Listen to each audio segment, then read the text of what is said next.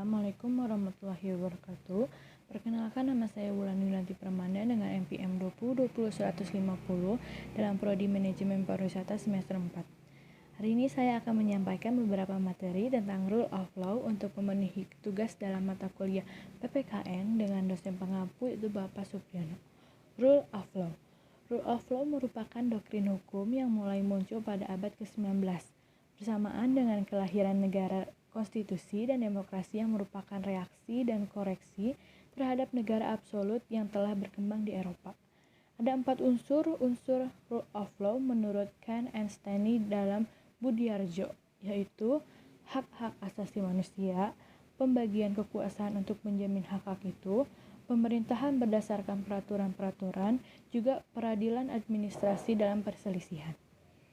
Menurut Budiarjo, rule of law adalah pelindungan konstitusional, badan kehakiman yang bebas dan tidak memihak, pemilihan umum yang bebas, kebebasan untuk berserikat, kebebasan untuk menyatakan berpendapat. Negara Indonesia berdasarkan atas hukum, tidak berdasarkan kekuasaan. Pemerintahan wajib mengadakan atau memelihara ketertiban masyarakat. Berlaku beberapa prinsip, yaitu prinsip the rule of law, prinsip legalitas, prinsip equality before the law, prinsip equality justice under law. Ciri dan khas pada negara hukum, tujuannya menjamin kepastian hukum. Penegakan hukum menurut Sutioso Bambang tahun 2004, kegiatan menserasikan hubungan nilai-nilai yang terjabarkan di dalam kaidah-kaidah yang mantap dan sikap tindak sebagai rangkaian penjabaran nilai tahap akhir untuk memelihara dan mempertahankan dalam pergaulan hidup.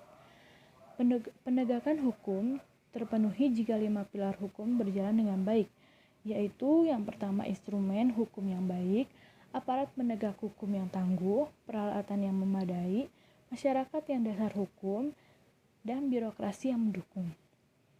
Hukum pokok sebagai kontrol sosial, yaitu menjaga ketertiban, keseimbangan sosial, dan juga kepentingan masyarakat. Faktor yang mempengaruhi penegakan hukum negatif ada di dalam sistem hukum dan juga di luar sistem hukum.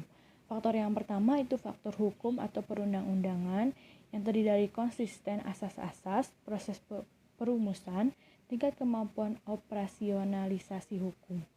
Faktor yang kedua itu faktor penegak hukum, yaitu lemahnya wawasan pemikiran, minimnya keterampilan untuk bekerja, rendahnya motivasi kerja.